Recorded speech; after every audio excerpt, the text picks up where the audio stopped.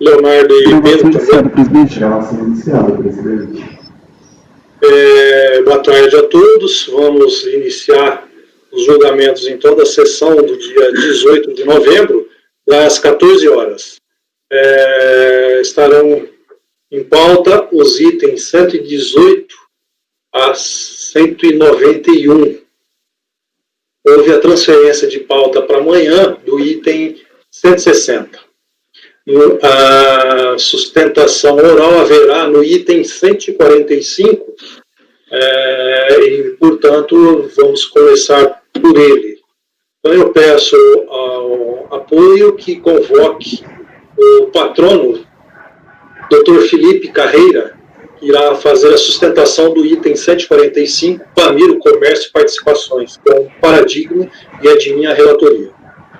Ok, presidente, farei a convocação agora.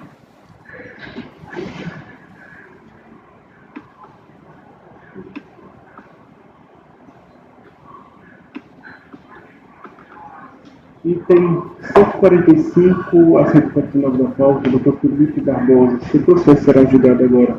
Por favor, verificar a mensagem privada no chat.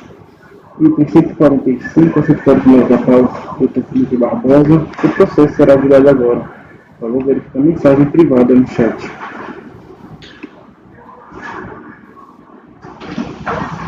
Autor convocado, presidente. Ok, obrigado. Marco Antônio, deixa eu aproveitar e te perguntar. Ontem teve um item que... Estou te ouvindo. Ontem teve um item que a gravação não era vídeo gravado e ele não funcionou. Você tem conhecimento se o patrono entrou em contato ou algo assim? Não chegou nada até você? Não chegou nada não, mas eu vou perguntar para a Poliana se ela recebeu algo. Se o item não. Se deu vista... Qual que era o Laércio? Era seu. BASF, né? Era BASF, né? BASF. Acho que é 75 e 76. Isso, acho que é isso mesmo. Ou 7676. Boa tarde, doutor Felipe. Pode abrir o microfone, por favor? Boa tarde, senhoras e senhores conselheiros, tudo bom? Tudo bem. Nós vamos, então, iniciar o julgamento do processo do item 145, que é um paradigma, Pamiro, Comércio e Participações, o final 2005-24. Ele é de minha relatoria, eu vou ler o relatório, logo após vou te conceder o prazo para a sustentação oral. Então, por enquanto, eu peço para manter o microfone desligado para evitar interferência.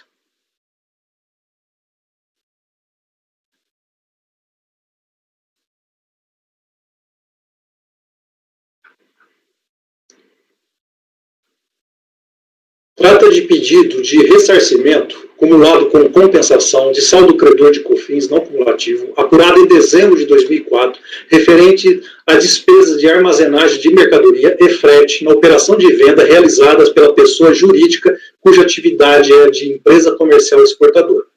A autoridade fiscal analisou o pedido à luz dos artigos 3º, 6º, parágrafo 4º, 15 e 93 da 10.833, e prolatou o despacho decisório no qual consignou a vedação a quaisquer créditos da contribuição, aqueles dispostos nos incisos e parágrafos do artigo 3º, nas aquisições realizadas por empresa comercial exportadora que tenha adquirido mercadorias com fim específico de exportação. Ressaltou ainda que a vedação passou a viger a partir de 1º de fevereiro de 2004, artigo 93. Cientificado o despacho decisório, o contribuinte apresentou sua manifestação de inconformidade, insurgindo-se contra o teor do referido ato administrativo, em que aduziu, em síntese, que 1. A vedação ao crédito somente aplicava-se à aquisição de mercadoria, e não às despesas incorridas, tais como armazenagem e frete. 2. A manutenção da glosa equivaleria a onerar as exportações de mercadorias que contrariam o ordenamento jurídico. 3. O artigo 27, parágrafo 1º da IN 900 de 2008, diz expressamente que a vedação alcança apenas os valores pagos nas aquisições de mercadoria. DRJ de Juiz de Fora julgou improcedente a manifestação, mantendo em indeferimento. manteve, então, expressou na emenda que é vedado a apuração de crédito vinculada à receita de exportação. Os fundamentos dela é vedado o acreditamento. A vedação ao acreditamento é exceção à regra, e como tal deve ser interpretada literalmente. O dispositivo legal veda a apuração de créditos vinculada à receita de exportação, o que inclui as despesas de armazenagem e frete para as quais a contribuinte pretende o ressarcimento. A conclusão que se chega é a de que o parágrafo 4º do citado artigo 6º da 10833 visou impedir o cálculo de qualquer crédito pelas empresas comerciais exportadoras no que tange às receitas decorrentes de exportação e não apenas aquele já abrangido pela vedação presente no artigo 3º da referida lei. No recurso voluntário, o contribuinte repisa os fundamentos suscitados em manifestação de inconformidade, sustentando que a decisão recorrida baseou-se em interpretação recortada do dispositivo legal para restringir seu direito. Reiterou o direito ao ressarcimento de crédito da contribuição relativos às despesas com frete e armazenagem, com fundamento no artigo 3º, inciso 9, da Lei 10.833. E 10.637 no caso do PIS/PASEP. Entendendo ainda que a vedação expressa no parágrafo 4º do artigo 6º alcança exclusivamente as aquisições de mercadoria para revenda e operações de exportação. Traz a colação doutrina, atos normativos da Receita e decisões do CARF em amparo à sua tese. Esse é o relatório. Doutor Felipe, então, tem o prazo de até 15 minutos para a sua sustentação oral. Ótimo, muito obrigado. Como foi muito bem relatado, trata-se, na realidade, de 5 pedidos de compensação, nos quais a recorrente buscou quitar débitos diversos da Receita controlados pela Receita Federal com créditos de PIS e COFINS, no caso do processo paradigma, em análise de COFINS. Esses créditos decorrem de despesas com frete e armazenagem, conforme autoriza o inciso 9 do artigo 3º da Lei 10.833. De toda forma, antes de adentrar no mérito da discussão jurídica posta a julgamento, acho que vale uma análise da atuação da recorrente. A recorrente é a empresa comercial exportadora, cujo objeto de seu comércio e de sua exportação são produtos, são a laranja e produtos derivados da laranja. Então, a recorrente, nessa condição, adquire laranja e seus derivados no mercado interno e revende no mercado externo. Acontece que, para a prática da sua atividade, as operações de frete e armazenagem são contratadas de terceiros. Então, ela paga para pessoas jurídicas terceiras por conta desse frete e dessa armazenagem dos produtos que virão a ser comercializados no exterior. E são justamente essas despesas que estão sob análise no presente caso. E conforme eu mencionei, com base no inciso 9 do artigo 3º da Lei 10.833, a recorrente utilizou-se desses créditos, transmitiu as presentes DECOMPs. Acontece que não viu seu direito creditório reconhecido pela Receita Federal. Isso com base no fundamento de que supostamente haveria uma vedação legal às comerciais exportadoras aproveitarem desses créditos de PIS e COFINS. E, para justificar essa negativa aos seus créditos, o dispositivo utilizado tanto pelo despacho decisório quanto pela decisão de primeira instância foi o parágrafo 4º do artigo 6º da mesma Lei 10.833. Então, basicamente, o que se põe à discussão no presente caso é o alcance dessa vedação legal prevista pelo parágrafo 4º do artigo 6º da Lei 10.833. Então, para analisar essa vedação, vale fazer uma análise mais aprofundada do artigo como um todo. E o artigo, mencionado artigo 6º, em seu caput, ele prevê 3 hipóteses de não incidência de COFINS.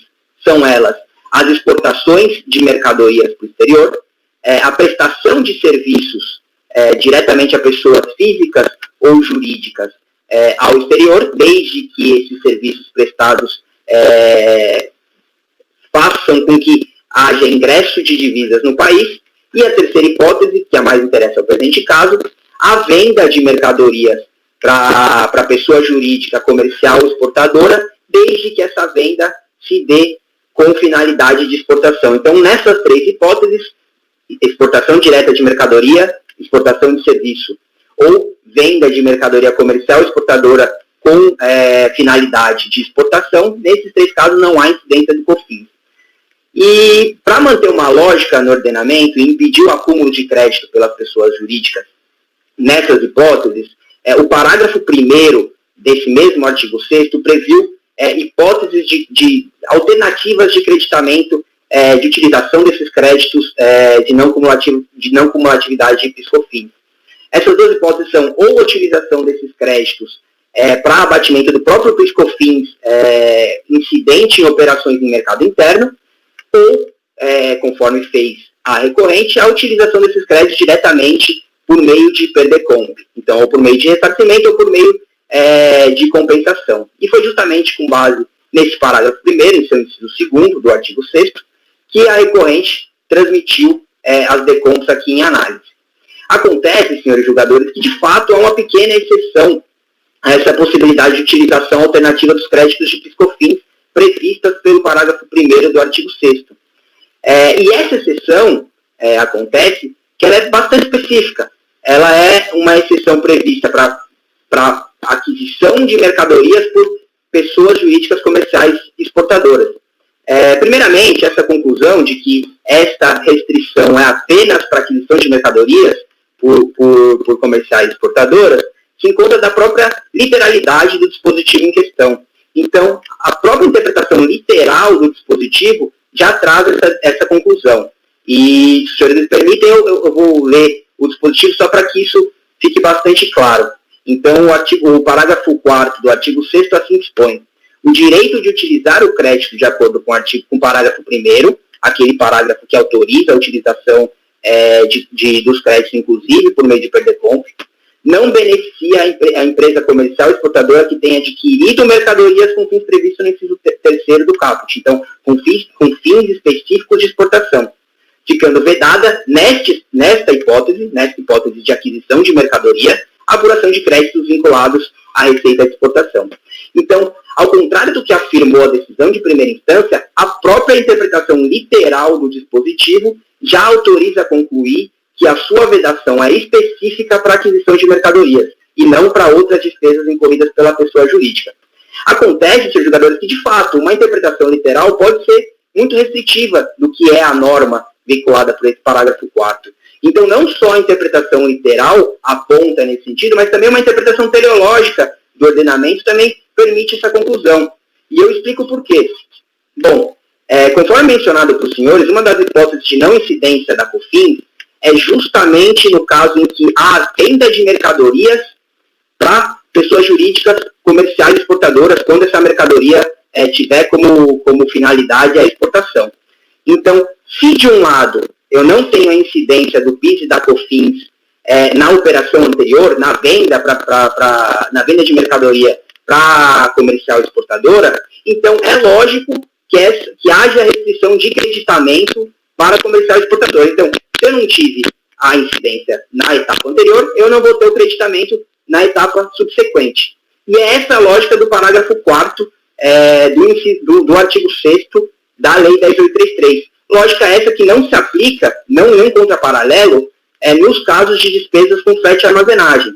Ora, se de um lado com mercadorias não há incidência, com venda de mercadorias não há incidência no caso de vendas para comercial exportadora, quando há a prestação de serviço à comercial exportadora, há sim a incidência do PIS e da COFINS. Então não entra naquele rol do caput do artigo 6º o caso de serviços, e no caso, por exemplo, de serviços de frete e armazenagem. Então, nesse caso de serviço de frete e armazenagem, de um lado há a incidência do PIS e da COFINS no elo anterior, e, portanto, até em respeito à sistemática cumulativa das contribuições, também há a possibilidade de creditamento por parte das comerciais exportadoras. Então, as lógicas são inversas em relação à aquisição de mercadorias e à prestação de serviço contratada por comerciais exportadoras. Então, na aquisição de mercadoria, no elo anterior não há incidência e na comercial exportadora há vedação ao crédito, e na contratação de serviço no elo anterior há a incidência do PIS e da COFINS e, logicamente, com isso há a possibilidade de crédito no elo subsequente.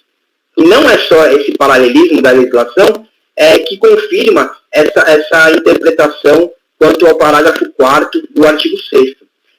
Também toda a lógica do sistema tributário nacional também confirma essa conclusão. Afinal de contas, se for negado esse direito creditório à recorrente, estaria admitindo moderação maior das exportações do que de operações realizadas no próprio mercado interno. Afinal de contas, você estaria incidindo o PIS e a COFINS na operação anterior e impedindo que esse PIS e a COFINS que incidiu no serviço na operação anterior seja acreditado pela comercial exportadora. Então, nesse sentido, seja por conta da interpretação literal do próprio dispositivo, do próprio parágrafo 4º do artigo 6º da 10.833, que aponta nesse sentido, mas também a interpretação teleológica de todo o conjunto do ordenamento, o fato é que esta restrição prevista pelo parágrafo 4º, ela encontra limitação apenas na aquisição de mercadorias, e não, por exemplo, no caso concreto, ora em análise, que é a contratação de serviço de frete e armazenagem. E, inclusive, senhores julgadores, cumpre observar que não só o texto legal dá amparo a essa interpretação, mas essa interpretação também foi reconhecida pela própria Receita Federal, por meio das soluções de consulta número 197, de 16 de agosto de 2011, e da solução de consulta 151, de 2 de junho de 2006. E também é reconhecida por esse próprio CARF. Então, senhores julgadores, seja por conta da interpretação literal, seja por conta da interpretação teleológica do dispositivo, seja por conta de reiteradas afirmações da própria administração pública, o fato é que a recorrente, no presente caso, possui sim o direito creditório, de modo que merece ser cancelada a decisão de piso para que sejam integralmente homologadas as compensações dela pretendidas. É isso que se requer. Muito obrigado, senhores conselheiros e senhoras conselheiras. Obrigado, doutor. Passar ao voto. O litígio, conforme pontuado no relatório, versa sobre o indeferimento no despacho decisório mantido pela DRJ de pedido de ressarcimento cumulado com compensação com fundamento na ausência do direito creditório nas despesas incorridas pela contribuinte com armazenagem e frete de mercadorias adquiridas com fim específico de exportação. Trago os dispositivos legais já mencionados, inclusive pelo patrono, artigo 6º da 10.833, com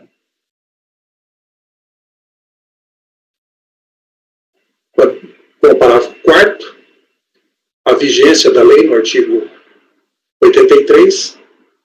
A redação do disposto no parágrafo 4º do artigo 6º da referida lei é clara ao mencionar a vedação à apuração de créditos vinculados à receita de exportação, o que, a toda evidência, abrange os demais dispêndios elencados nos incisos 3 a 11 do artigo 3º, o que inclui os fretes e armazenagem aqui discutidos, e não somente as mercadorias em si.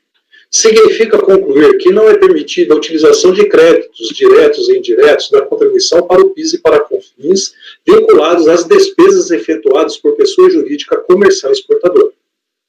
Esta matéria já foi enfrentada pela turma no acordo 3201-004-483 de relatoria do conselheiro Marcelo Giovanni, sessão de 28 de 11 de 2018, que por unanimidade de votos negou provimento ao recurso do contribuinte e que assim foi emendada. Eu vou ler. Os dispêndios vinculados às receitas de exportações de mercadoria adquiridos com fim específico de exportação não gera direito ao crédito da contribuição por vedação do artigo 6º, parágrafo 4º. Dessa forma, sem razão a contribuinte, devendo se manter integralmente o despacho decisório que indeferiu o pedido de ressarcimento e não homologou a compensação. Quanto aos atos normativos colacionados em sede de recurso, solução de consulta e acordos do CARF, vê-se que nenhum deles trata especificamente de conceder o crédito às empresas comerciais exportadoras em suas operações vinculadas a receitas de exportação, pois que trataram da natureza de tais dispêndios quando os incorridos por pessoa jurídica não caracterizada como comercial exportadora. Em relação ao entendimento doutrinário, com quanto especializado, não vincula as decisões preferidas pelo CARF. Aí houve também o pedido de comunicação dos atos processuais aos procuradores, mas aí tem a súmula CARF 110 que eu reproduzo. Então, diante do exposto, voto para negar provimento ao recurso voluntário. Então, estou mantendo o mesmo entendimento no qual o julgamento do processo no qual eu votei também, que foi mencionado aí, que foi a relatoria do conselheiro Marcelo Giovanni. Elcio. Eu acompanho o relator. Leonardo. No caso aqui, né, presidente, refere-se a dezembro de 2004, né? Então já havia aquela vedação prevista, porque até o primeiro trimestre de 2004, salvo engano, era possível a apropriação desses créditos. Aí houve uma alteração legislativa que passou a se vedar, né? Como aqui é dezembro, eu acompanho o seu voto. Isso, acho que a DRJ enfrentou bem essa questão, que é a vigência, né? E de fevereiro de 2004 que consta, né? Artigos 1º a 15, a vigência é 1º de fevereiro de 2004. Ok. Mara? Acompanho o relator. Laércio? Acompanho o relator. Marcos? Acompanho o relator. Márcio? Acompanho o relator, presidente. Pedro? Eu entendo a alegação do contribuinte, sim, mas a gente discutiu muito esse caso quando a gente julgou. Pedro, tá ruim o seu áudio. Tá ruim, é porque estão fazendo obra aqui do lado. Então, presidente, acompanha. A gente discutiu muito esse caso já uma vez. Ok. Então, o resultado é que, por unanimidade de votos, negou-se provimento ao recurso voluntário.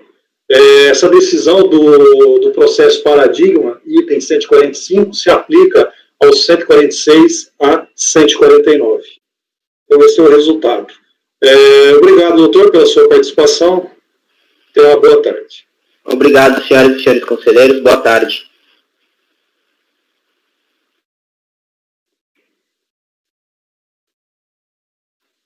Voltemos agora ao início da pauta da tarde. O item 118, Leonardo, recorrente 4 Marcos. Ele também é um paradigma, processo final 2011-93, e o lote 119 a 123.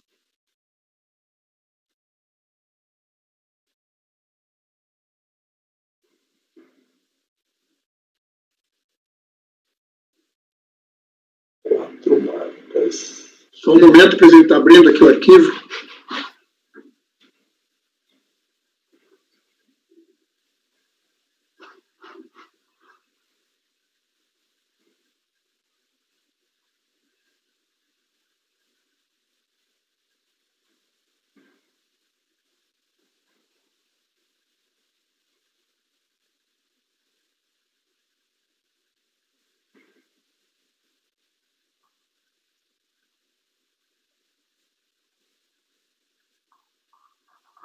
Posso iniciar, presidente?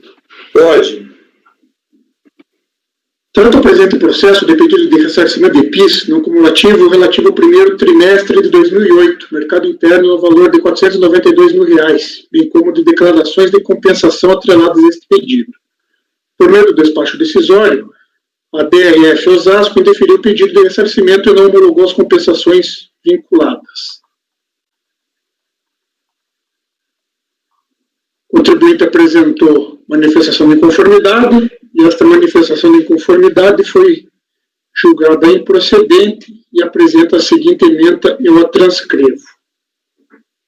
Recurso voluntário foi interposto de forma hábil e tempestiva, contendo em breve síntese que esclareceu que as operações de saídas por ela realizadas foram destinadas ao mercado externo e não ao mercado interno, como entendeu erroneamente o despacho decisório, não incidindo as contribuições sobre receitas decorrentes da exportação, que justificaria o crédito passivo de ressarcimento. Acostou aos autos todos os documentos necessários para fazer prova de que o pedido de ressarcimento de créditos é originário de vendas dirigidas ao mercado externo. que não é razoável que uma mera divergência de layout dos arquivos digitais seja suficiente para desconsiderar toda a escrituração fiscal, contabilidade e documentos disponibilizados. Da análise conjunta das DACONs e respectivos demonstrativos de cálculo das contribuições do período, e a comparação com a contabilidade da IPJ, tem-se que os créditos postulados são de vendas destinadas à exportação. A legislação é expressa quanto à possibilidade de utilização do pedido de ressarcimento para os créditos proporcionais à exportação. No período objeto do pedido de ressarcimento, as exportações corresponderam ao percentual de 45% do total das receitas auferidas. O total dos créditos é bem inferior ao percentual que a empresa teria direito a ressarcimento. O valor objeto do pedido de ressarcimento guarda correspondência com o percentual relativo às receitas decorrentes da exportação, em conteste, portanto, o direito pleiteado. Foi exaustivamente ressaltado que acumulou créditos passíveis de ressarcimento em razão da sua saída serem destinados ao mercado externo, onde não há incidência das contribuições. A suposta imprestabilidade fundou-se no mero erro de layout do referido arquivo. Contudo, todas as informações necessárias à confirmação das operações geradoras dos créditos estão devidamente detalhadas nos mesmos. Colacionou aos autos documentação que, segundo seu entendimento, comprova o crédito pleiteado. Aí eu transcrevo os documentos trazidos. Mesmo se encontrando em dificuldades financeiras e com o quadro de funcionários reduzido em razão de sua recuperação judicial, todas as solicitações da fiscalização sempre foram atendidas. Ignorar completamente a existência dos seus arquivos eletrônicos e físicos e utilizar a divergência de layout dos arquivos como pretexto para simplesmente desconsiderar o direito creditório pleiteado é algo que não se pode admitir. É completamente desarrazoado desconsiderar toda a escrituração fiscal e contábil. Desconsiderar toda a escrituração e glosar a integralidade do seu direito creditório, tendo como único fundamento a existência de erros de layout em arquivos digitais, cuja natureza sequer foi especificada pela fiscalização, é medida absurda e descabida. Se a empresa, no período objeto de fiscalização, além dos arquivos magnéticos com informações suficientes à confirmação dos créditos e apuração dos valores, manteve em ordem todos os livros, documentos e demais arquivos físicos que dão embasamento ao direito, não se mostra coerente proceder-se à glosa da integralidade do direito pleiteado. É o relatório. Pois por voto. O recurso é tempestivo e reúne os demais pressupostos legais de admissibilidade, portanto, tomo conhecimento. Como visto, diversamente do alegado pela recorrente, o principal argumento decisório em indeferir o direito creditório postulado foi o equívoco cometido pela recorrente ao formular o seu pleito, tendo como base o tipo de crédito. Do pedido consta, aí eu transcrevo, então, tipo PIS-PASEP, no cumulativo mercado interno, e crédito PIS-PASEP, mercado interno, artigo 17 da Lei 11.33. Reprodução do pedido de ressarcimento não deixa dúvidas. Aí eu transcrevo, então, que ela fez o pedido, alegando ser um crédito de PIS não cumulativo no mercado interno. Constata-se, então, que efetivamente a recorrente postulou o crédito relativo ao PIS-PASEP não cumulativo no mercado interno, e não de receitas advindas de exportação. Corretas, portanto, tanto a decisão proferida em sede de despacho decisório, quanto a prolatada de manifestação de conformidade. A pretensão da recorrente é, através da manifestação da inconformidade do recurso voluntário, a alteração do seu pedido no que tange ao tipo de crédito, passando a ser de mercado interno para mercado externo. Da decisão recorrida reproduzo, abre aspas. Assim, o crédito pleiteado pelo contribuinte do pedido de ressarcimento é aquele vinculado às vendas no mercado interno, efetuadas com suspensão, isenção, alíquota zero ou não incidência da contribuição para PIS-PASEP e COFINS. Tendo em vista que o despacho decisório foi proferido com base em informações declaradas pela própria contribuinte, nada obsta reconhecer que a decisão dele contida é correta. Na manifestação de conformidade, o contribuinte alega que o despacho decisório, trazendo fundamento totalmente estranho, afirmou que os créditos pleiteados seriam relativos a operações de saídas com suspensão das contribuições, que impediria sua apropriação. Que, no entanto, diferentemente do alegado, e conforme se verifica das cópias dos documentos anexos e declarações apresentadas a esta própria Secretaria, o pedido de ressarcimento formulado se reporta a créditos proporcionais às vendas destinadas à exportação. Do exposto, verifica-se que o contribuinte pretende alterar o tipo de crédito pleiteado no seu pedido de ressarcimento do mercado interno para o mercado externo.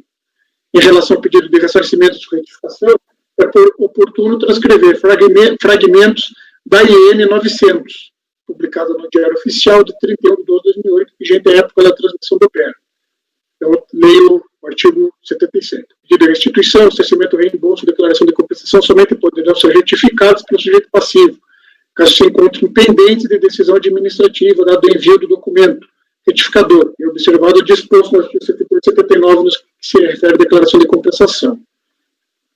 Assim, no que toca ao pedido de ressarcimento, em respeito ao princípio da estabilidade da lide e à legislação acima citada, esse deve se ater aos termos e limites fixados no pedido inicial, como forma de realizar efetivamente o contraditório e ampla defesa e evitar tumultos que seriam causados por eventuais aditamentos sem limites.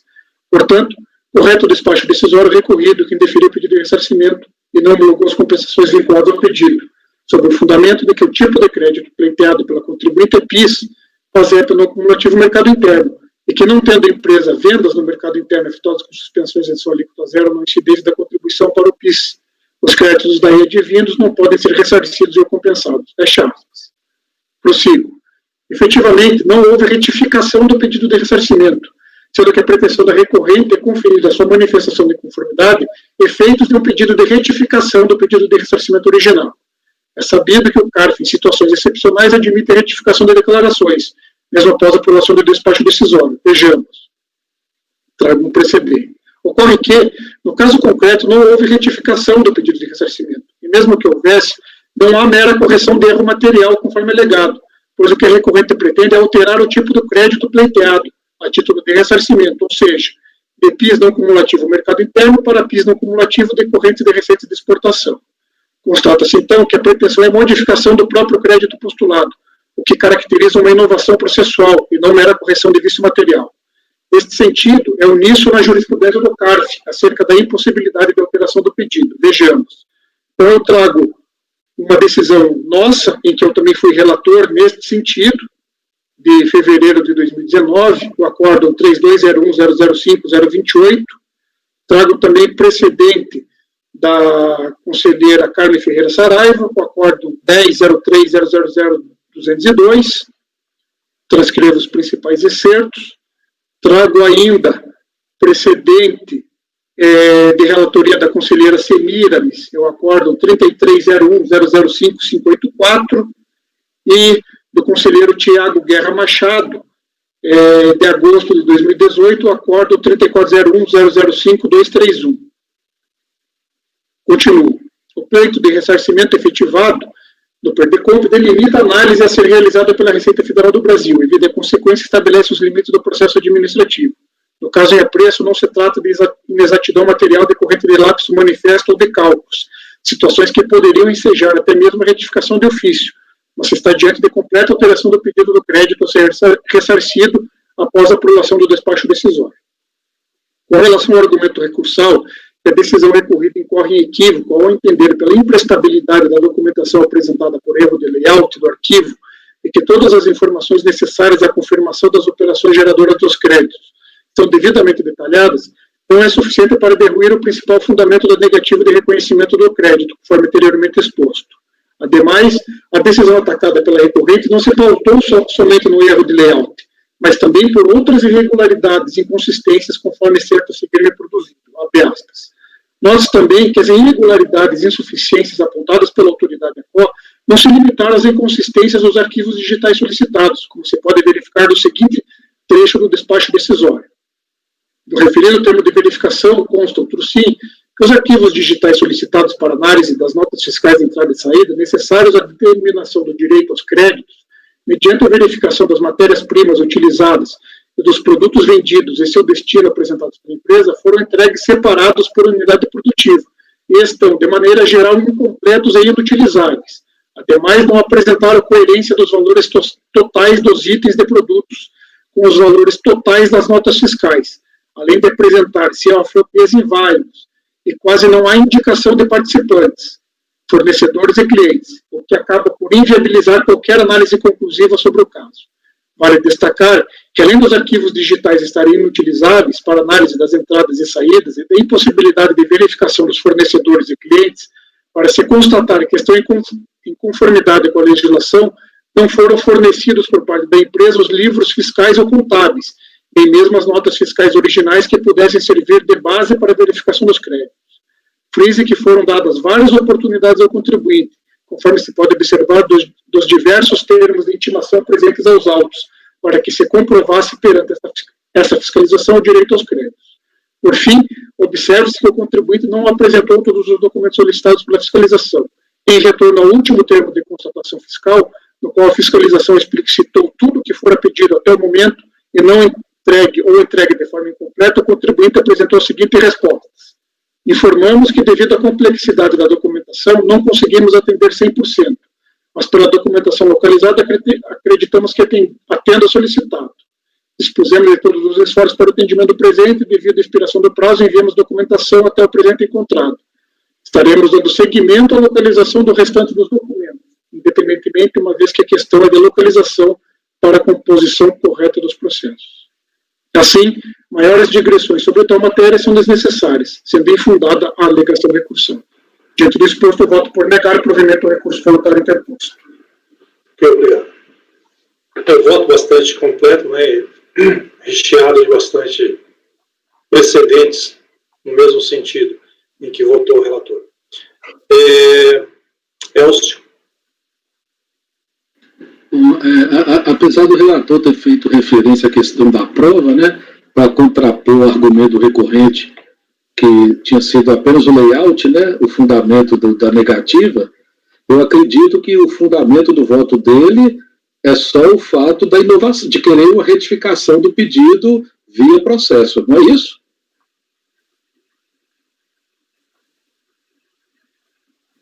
É isso? Não entendi, Elcio, desculpe. O fundamento do seu voto é o fato central, né? É o fato de ele ter feito um pedido, no pedido de ressarcimento, e está querendo alterar esse pedido no processo administrativo. É isso, não é? O fundamento principal é este. Aí eu também voto como fundamento subsidiário que não houve somente um erro de layout, houve uma falta de comprovação documental também. Mas o fundamento central é a alteração do pedido do tipo de crédito. E a respeito desse tanto de documento que ele trouxe no recurso voluntário? Não, eu não entrei nesse ponto, Elcio, porque eu entendo que não supera o fato do erro do pedido. É justamente isso que eu estou falando. Então, o fundamento central é o erro do pedido. Sim.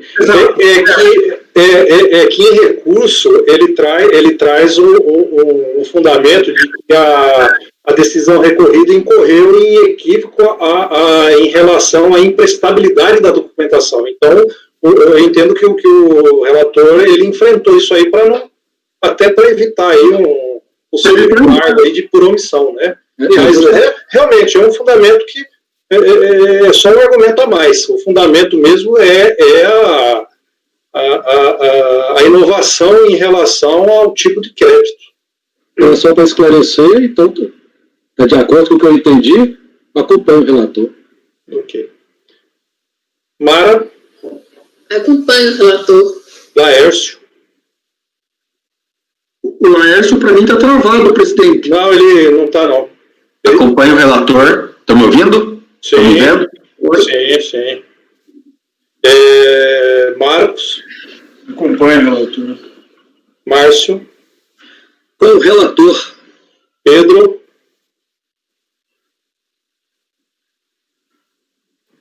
Presidente, só uma pergunta rápida aí para o relator.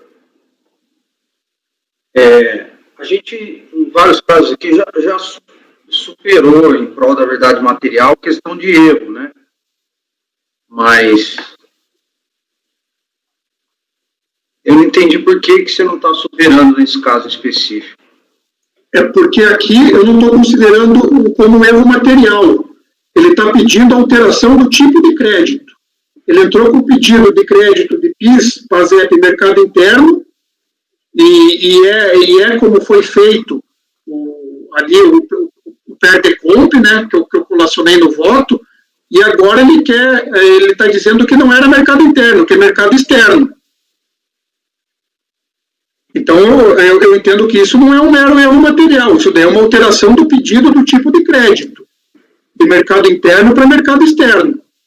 Mas será que ele errou? Foi um mero erro de falar a palavra interno e externo?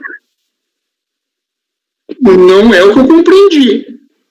Tanto que ele começa a fazer fundamentações defendendo o crédito que ele tem direito como mercado externo. Ah, tá. Parece que ele mesmo está confundindo. Não sabe qual que é. Externo. Ele fez um pedido de mercado interno e depois viu que não era mercado interno, que era um crédito de mercado externo. Então ele está pedindo uma alteração do tipo de crédito. Eu não veria problema se tivesse início de prova de que ele tem esse crédito no mercado externo e que fosse um mero erro. Por exemplo, ele apontou interno, mas queria ter apontado externo, entendeu? Porque a perda de compra ela é muito simples, né, também. Mas por ser simples, ele devia ter pedido o correto, né? É mais um motivo.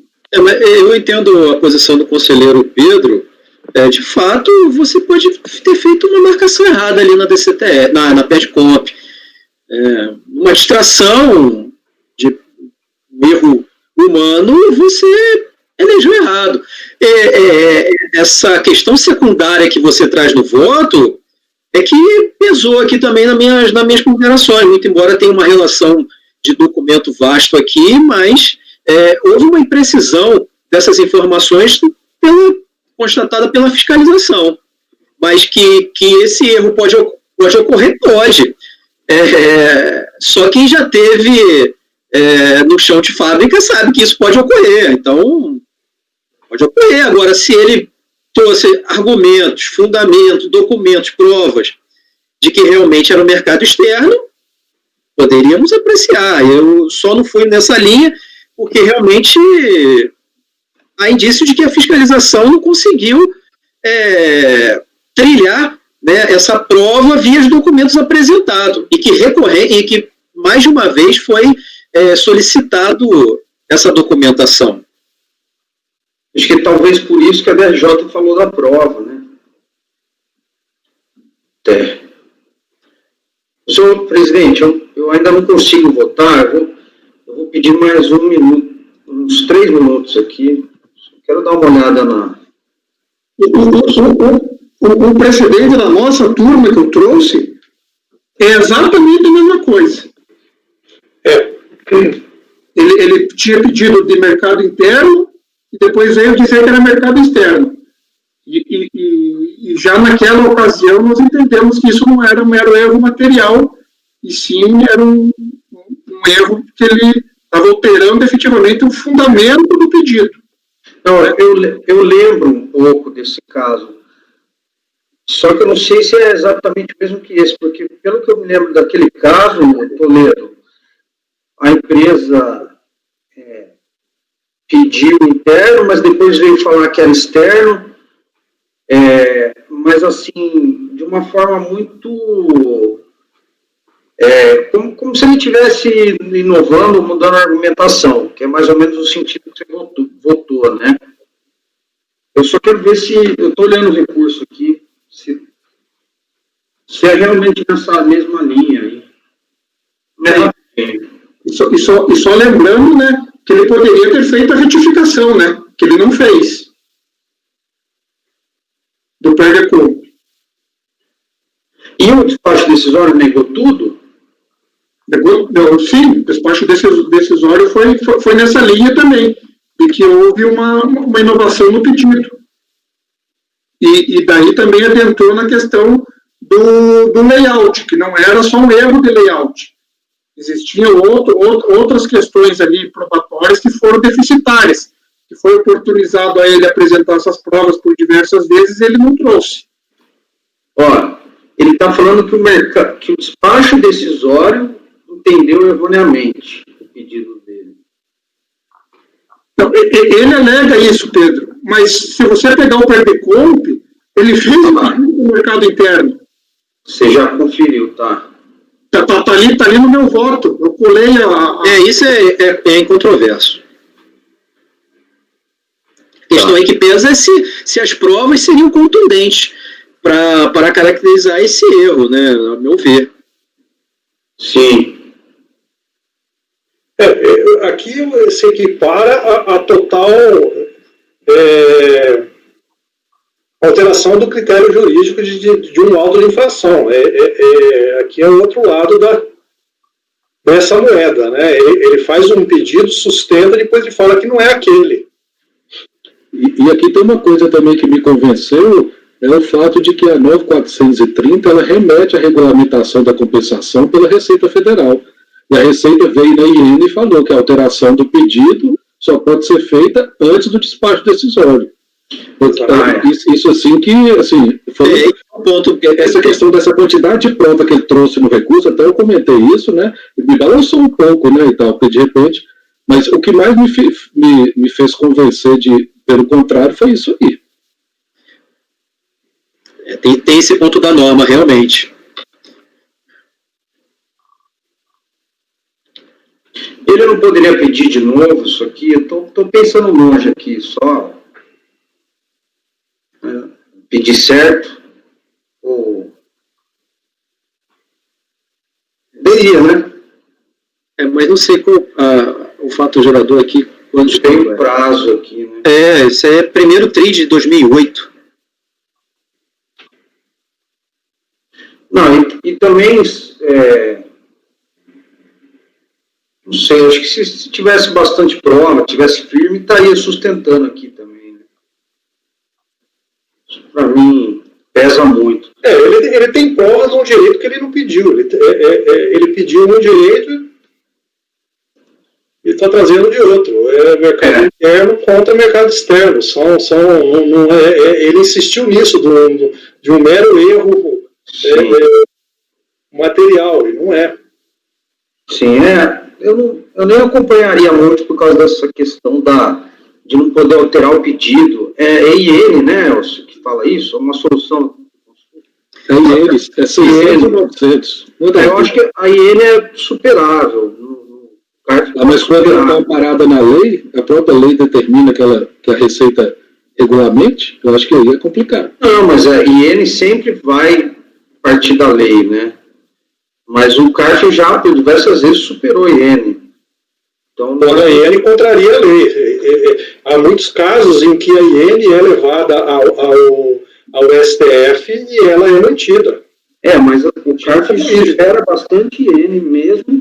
Quando ela contraria os termos da lei, quando ela restringe direitos.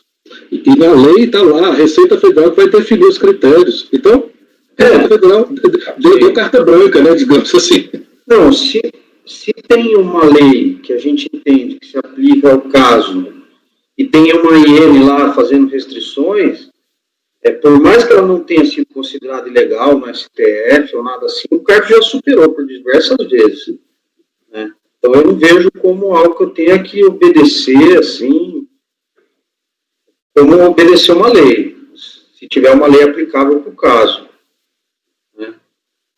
Mas eu acompanho o relator pelos demais motivos. A questão principal aí também que pediu errado, né? Tentou corrigir na manifestação, mas daí veio o crédito no mercado externo, veio meio bagunçado, veio meio torto também. Ele também não deixa claro, não. Por isso que eu analisei também a outra matéria da deficiência probatória. Sim, que eu achei importante. Sim. Muito embora o relator disse que não adentrou nesses aspectos documentais, né? Não, eu não adentrei nos documentos que ele juntou a prova. Mas até a decisão de primeira instância, ele também falhou no atendimento de apresentar as provas que foram... Sim. Sim. Tá. Acompanhe, presidente. Ok. Eu também acompanho, então, por unanimidade de votos, negócio e provimento ao recurso voluntário. Esse é o item 118, cuja decisão se aplica aos 119 e 123. Vamos ao 124, que também é da mesma empresa, também é o Paradigma, processos do lote 125 a 127. Com a palavra, relator.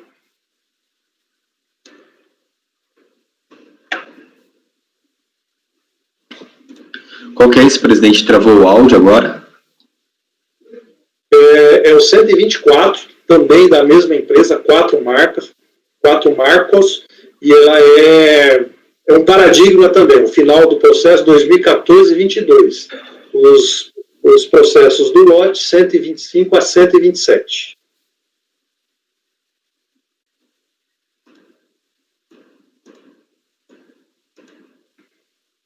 Leonardo, pode começar? Só um minuto, o presidente está abrindo aqui o arquivo. Ok. Já inicio.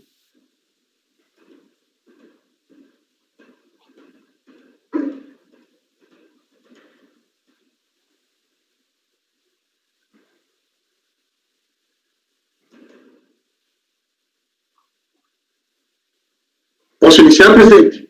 Pode.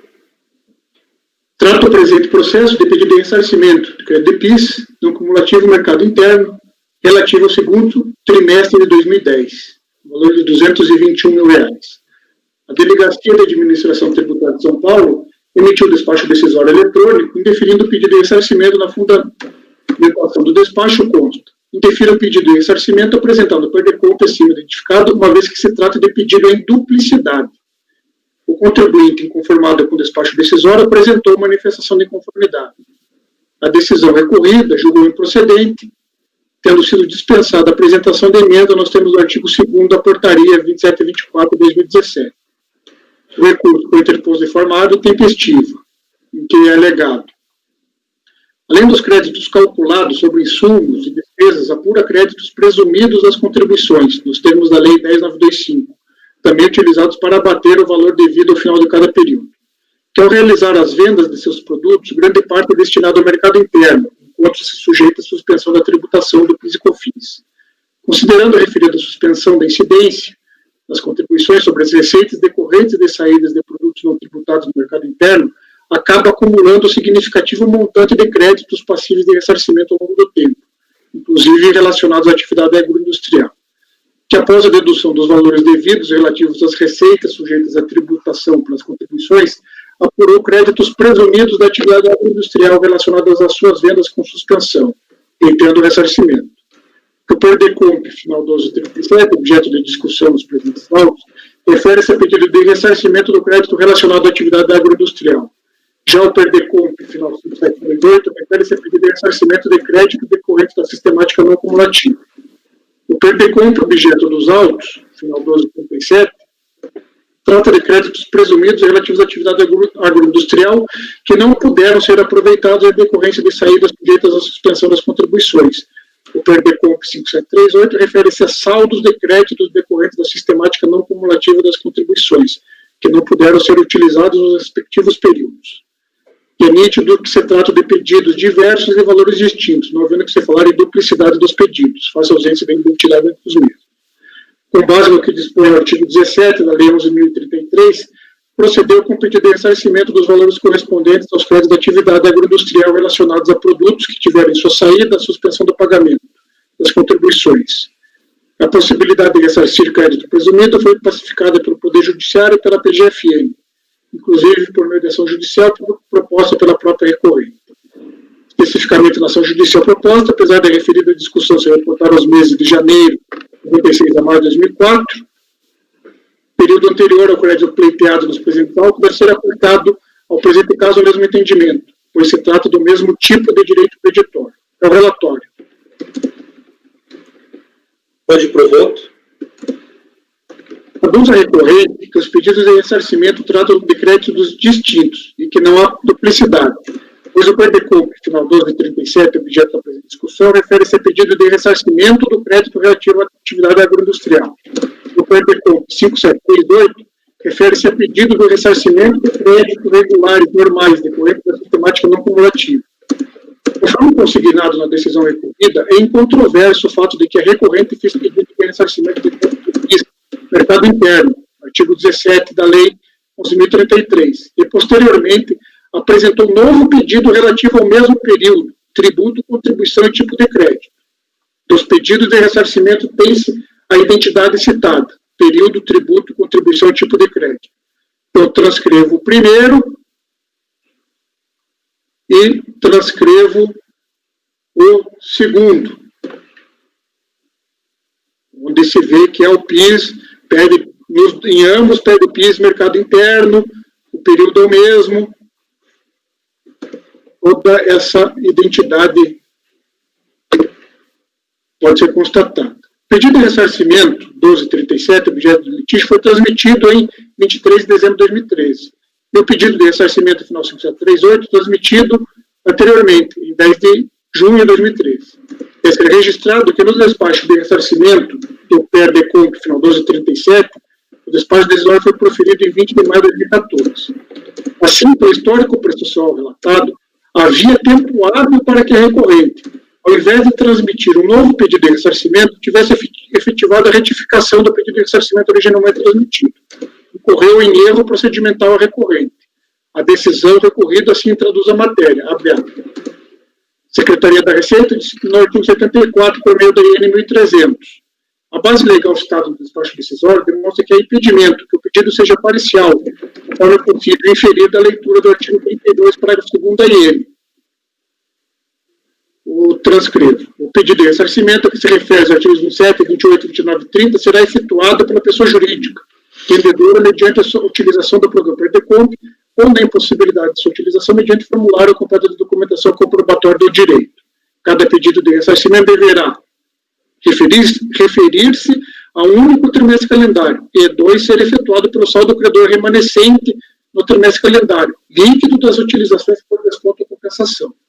Cabe esclarecer que não há previsão legal para que a interessada faça pedidos de ressarcimento separados e complementares, já que, conforme o artigo 32, parágrafo 2º da IN 1300, o pedido deve ser efetuado pelo saldo credor remanescente no trimestre líquido das utilizações por desconto ou compensação. Assim, a interessada não pode efetuar uma demonstração de crédito, solicitar ressarcimento do saldo e, posteriormente, solicitar ressarcimento de valores não incluídos no primeiro pedido, sem retificá-lo, mesmo porque a apuração é única e não há como pedir parcelas de créditos de não cumulatividade não pleiteado inicialmente. O procedimento correto seria, se identificados os créditos não incluídos, a interessada retificar o pedido de ressarcimento, respeitado, é claro, prazo decadencial e demais limitações da legislação. Em síntese, ao contrário do que afirma o contribuinte, há impedimento para a transmissão de mais de um pedido de ressarcimento, de PIS não cumulativo no mercado interno, para o mesmo período de apuração, motivo pelo qual foi acertado o indeferimento do PER em discussão por publicidade. Em caso semelhante ao presente, sobre a necessidade de se retificar o pedido de ressarcimento, assim decidiu recentemente o CARF. Eu trago uma decisão aqui de relatoria do Conselheiro Corinto, que vai nesse sentido. Ele se baseia também na IN, diz da necessidade de ser retificado, né, e conclui. Assim, interessado não pode efetuar uma demonstração de crédito, solicitar ressarcimento do saldo e, posteriormente, solicitar ressarcimento de valores não incluídos no primeiro pedido sem retificá-lo, mesmo porque a apuração é única e não há como pedir parcelas para a cumulatividade não pleiteados. O procedimento correto seria ser identificado o crédito não incluído no DACOM, a interessada deveria retificar as declarações apresentadas, inclusive o pedido de ressarcimento, respeitados o prazo decadencial e as limitações do artigo 73 e seguintes da EN 900/2008. Então, com essas considerações, tendo em vista que, infelizmente, a recorrente cometeu mais um erro procedimental, voto por negar provimento ao recurso voluntário. Ok, obrigado. Aqui o erro já é outro, né? Aqui o erro é outro. Ele pediu parte e depois pediu a outra parte. É como se ele estivesse separando a apuração da contribuição, né, dos créditos presumidos com o mercado interno. Elcio? E nesse caso aí, ela tinha ainda uma outra opção, né, que ela pode utilizar o saldo que resta no final do trimestre, mas ela não está obrigada. Ela pede se ela quiser. Sobrou, ela passa para o semestre seguinte. Então, assim, o prejuízo aqui nesse caso não é tão grande. Eu acompanho o relator. Mara? Acompanho. Laércio? Acompanho. Marcos? Acompanho. Márcio? O relator. Pedro? Ele praticamente quer uma retificação de ofício aqui, né? Um negócio meio estranho. Acompanho.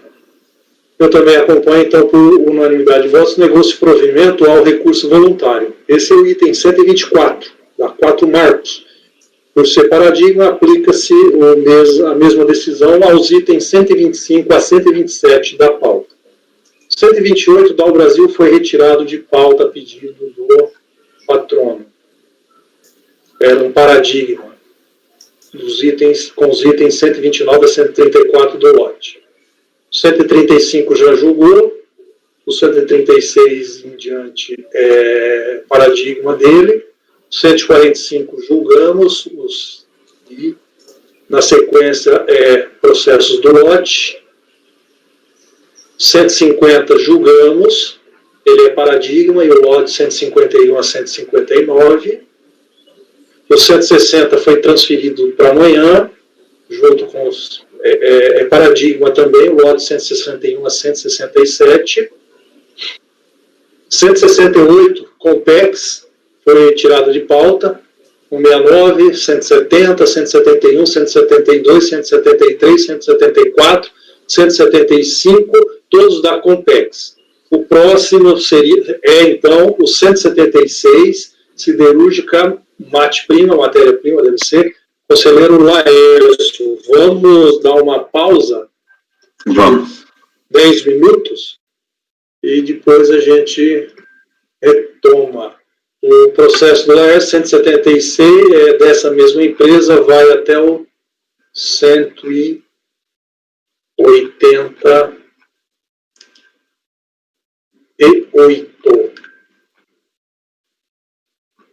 Vamos começar pelo siderúrgica 2, quem for olhar aí. Tá, não, vamos... Então, um intervalo, 10 minutos. 10 minutos.